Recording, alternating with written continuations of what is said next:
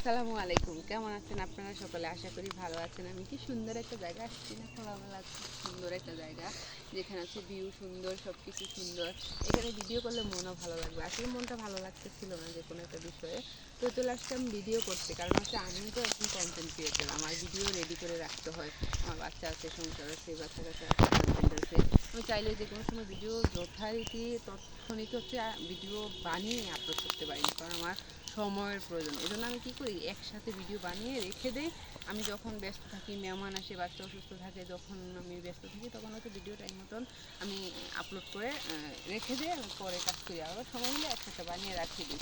আপনারা চাইলে আমার এই ইটা ফলো করতে পারেন, ঠিক আছে? যদি এটা ফলো করেন তাহলে আপনাদের কাজে কোনো খামতি হবে না। আর যদি আপনি মনে করেন আজকে একটা ভিডিও বানাইলাম, আজকেই এটা পোস্ট করে ফেললাম, কিন্তু কালকে যে কী পোস্ট করবেন ওটা নাই।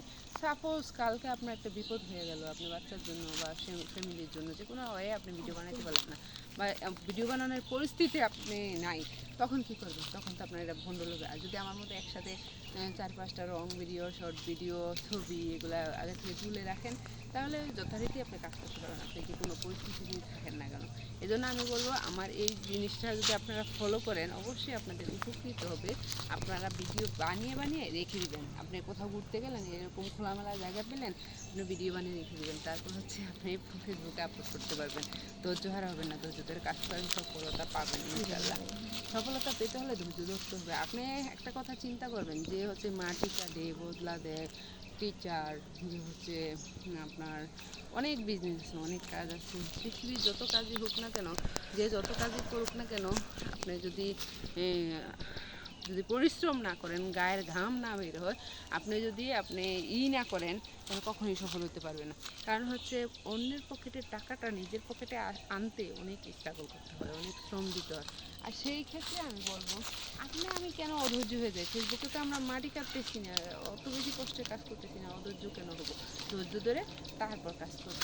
মনে রাখবেন, আপনার আজকের কষ্টের ফল আগামী দিনের আপনার সুন্দর জীবন বয়ে আনবে, এটা মাথায় রাখবেন। আর এটা যদি মাথায় রাখেন, অবশ্যই আমার বলা নিয়মটা ফলো করে আপনারা হচ্ছে কাজ করতে পারেন। যদি কাজ করেন তাহলে কোনো সমস্যা হবে না, আপনি সামনে আগাতে পারবেন।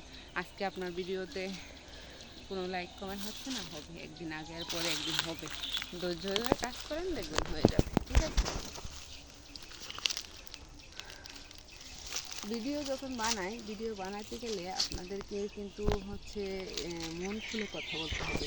মন খুলে যখন কথা বলতে পারবেন তখন আপনি ভিডিও বানাতে পারবেন, ঠিক আছে? এই জন্য হচ্ছে ভিডিও বানানোর আগে প্রস্তুতি নিতে হবে, সুন্দর করে কথা বলার প্রস্তুতি, ক্যামেরার সামনে কথা বলার প্রস্তুতি, ঠিক আছে? আপনার যদি ক্যামেরার সামনে কথা না বলতে পারেন, ভিডিও বানাবেন কী করে? আর ভিডিও না বানাইলে আপলোড করবেন কী করে? আর আপলোড